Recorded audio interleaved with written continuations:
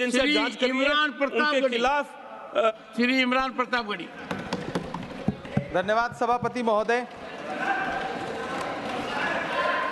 आपने मुझे आम बजट पर बोलने का मौका दिया। इमरान प्रतापगढ़ी। धन्यवाद सभापति महोदय। 83 मिनट 71 बार थपथपाई गई मेज, 14,417 शब्दों का बजट भाषण और उस बजट में अपने लिए राहत तलाशती मिडिल क्लास की हैरतजदा आंखें। सभापति महोदय, मेरे हाथों में जो दस्तावेज है दरअसल ये देश के किसानों, गरीबों, मजदूरों की उम्मीदों का स्मारक है। ऐसा लग रहा है जैसे वित्त मंत्री महोदया ने बजट नहीं तैयार किया है बल्कि प्रधानमंत्री जी की मन की बात का संकलन तैयार किया है। टूटा हुआ लश्कर का भरम देख रहे हैं, टूटा हुआ लश्कर का भरम देख रहे हैं और जिल्ले इलाही के करम देख रहे हैं। ताकत का नशा अक्ल पे हावी है तुम्हारी, तुम देख न पाओगे जो हम देख रहे हैं। वित्त मंत्री महोदया ने इस बजट में महंगाई पर सिर्फ 10 शब्द बोला है। जिस देश में टमाटर 100 रुपए किलो बिक रहा हो, सभापति महोदय मेरा टाइम पॉज करें और बार बार इंटरप्ट करने को या तो मना करें। हाँ बोले, कृपया बोले। सभापति महोदय, वित्त मंत्री महोदया ने इस बजट में महंगाई पर सिर्फ 10 शब्द बोले हैं। जिस देश में टमाटर 100 रुपए किलो बिक रहा हो, उस देश की वित्त मंत्री के पास बजट में महंगाई पर बोलने के लिए सिर्फ 10 शब्द है। डीजल, पेट्रोल, आटा, चावल, दाल, सब्जी की महंगाई का तो कोई जिक्र ही नहीं। सावन चल रहा है तो प्याज और लहसुन का दाम पूछना तो शायद पाप होगा। मैंने तो यह भी सुना है कि वित्त मंत्री जी जो चीज खुद नहीं खाती हैं उसके दाम से उनका कोई लेना देना नहीं होता। लेकिन इस बार बजट पेश करने के लिए पार्लियामेंट आने से पहले वित्त मंत्री जी ने दही और चीनी खाई थी। अब तो उनसे यह पूछा जा ही सकता है कि उन्हें दही, दूध और चीनी का रेट तो इन दिनों पता ही होगा। क्या उसे सस्ता करवाएंगी या नहीं सस्ता करवाएंगी? अगर पता है तो कृपया सस्ता करवाइए, क्योंकि इसी चीनी ने अमेठी में एक मंत्री महोदया का राजनीतिक कैरियर कड़वा कर दिया। सभापति महोदय, अपने शीश महलों में बैठे हुए सरकार के सांसद और मंत्री कह रहे हैं कि महंगाई कम हो रही है। संसद की कैंटीन से बाहर निकल करके एक चाय का कप खरीदिए, तब समझ में आएगा कि महंगाई कम हो रही है या बढ़ रही है। किसी एक दिन अपनी किसी मजदूर की तरह अपनी दिन भर की दिहाड़ी लेकर के बाजार जाइए और अपने बच्चों के लिए राशन खरीदिए, तब पता चलेगा कि महंगाई कम हो रही है या नहीं हो रही है। यहां बैठ करके बड़ी बड़ी बातें करना आसान है। ये चूनर धानी धानी भूल जाते, ये पुरवा की रवानी भूल जाते, जो आकर 4 दिन गांव में रहते तो सारी लंतरानी भूल जाते। सभापति महोदय, इलेक्टोरल बॉन्ड खरीदने के नाम छुपाने वाली सरकार, इलेक्टोरल बॉन्ड खरीदने वालों के नाम छुपाने वाली सरकार इन दिनों आम के ठेला लगाने वालों के नाम जानना चाहती है। मुझे तो होटलों, ढाबों या आम के ठेलों पर नेम प्लेट लगवाने वालों से पूछना है कि कभी खून की बोतल पर देखा है किसी का नाम लिखा हुआ? मुझे पूछना है कि क्या कोरोना के दौरान अपनी उखड़ती हुई सांसों के लिए ऑक्सीजन तलाशने वाले किसी इंसान ने ऑक्सीजन लाने वाले किसी इंसान से पूछा था कि ऑक्सीजन लाने वाला इंसान हिंदू है या मुसलमान है? मुझे पूछना है कि लावारिश लाशों के लिए कोरोना में कांधा देने वाले, चिताओं के लिए लकड़ियां सजाने वाले किसी इंसान से पूछा गया था उसका नाम, उसका मजहब?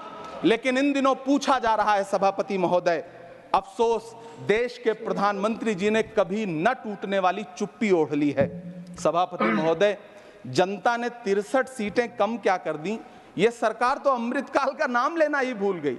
ये भूल गई है अमृतकाल को, ये भूल गई है मनरेगा को, ये भूल गई है मौलाना आजाद नेशनल फेलोशिप को, ये भूल गई है मणिपुर को, ये भूल गई है महाराष्ट्र को।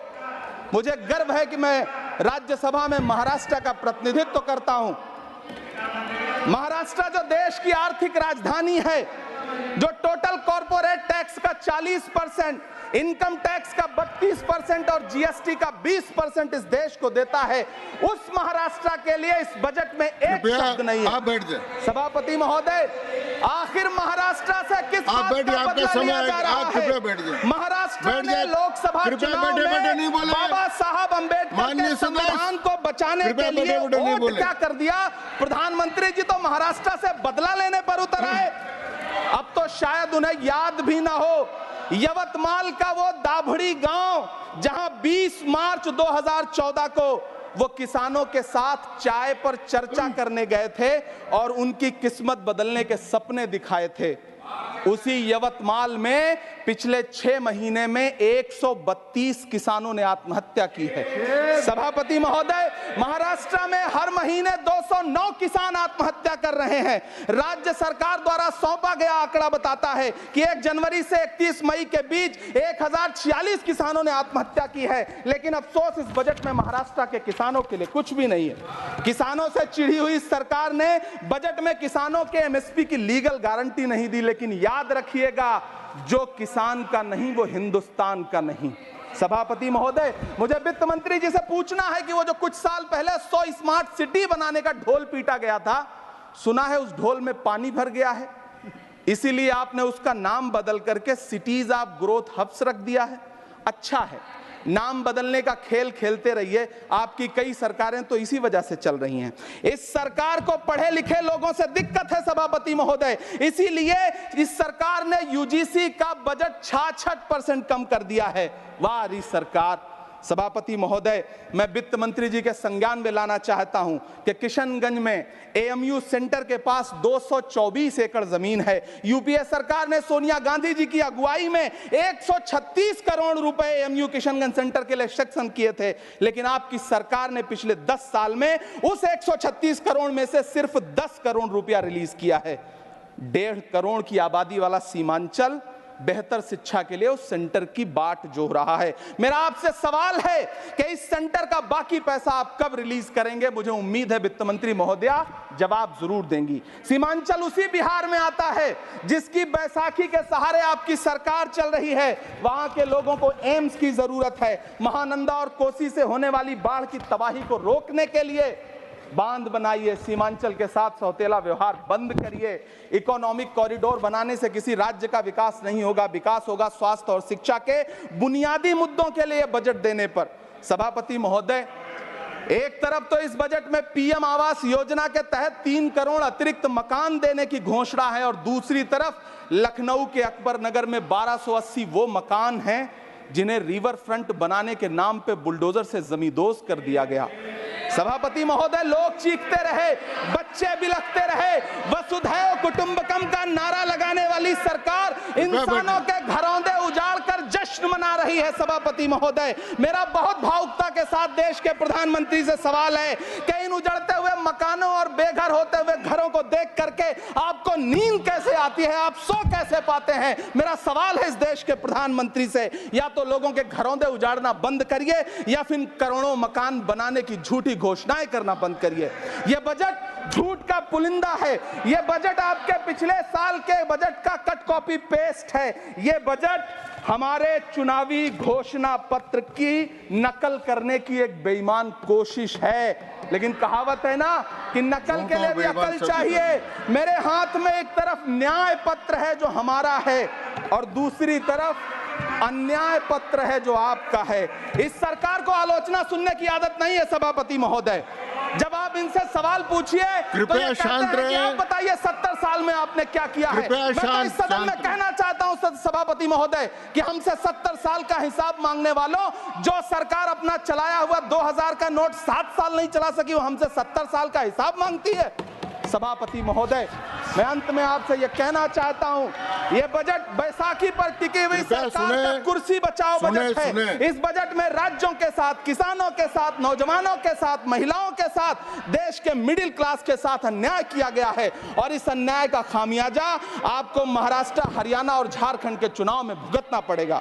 सभापति महोदय, इस सरकार ने नोटबंदी लगाकर देश की आम जनता की पूंजी कृपया छीन ली। बैठे बैठे नहीं बोले, गब्बर सिंह कृपया। टैक्स लगा करके छोटे व्यापारियों के कारोबार छीन लिए, पेपर लीक करवा करके युवाओं की आंखों से नौकरी के सपने छीन लिए, अग्निवीर लाकर देश के जवानों की उम्मीदें छीन ली, बुलडोजर लगाकर लोगों के आशियाने छीन लिए, महंगाई लाकर देश की जनता की थाली से निवाले छीन लिए और नारा लगाया कि हम तो सेवक हैं, 18-18 घंटे काम करते हैं। इन्हीं लोगों के लिए किसी ने शेर कहा है कि जो सच और झूठ में दूरी है वो दूरी समझते हैं, सियासी हाकिमों की हम भी मजबूरी समझते हैं, वो अपना हक समझते हैं निवाला छीन लेने को, डकैती को बहुत से लोग मजदूरी समझते हैं। हमें पता है कि कैसी मजदूरी की जा रही है। सभापति महोदय, मैं यहाँ खड़ा होकर के अंत में आपसे कहना चाहता हूँ कि इस बजट में तमाम राज्यों के साथ अन्याय किया गया है,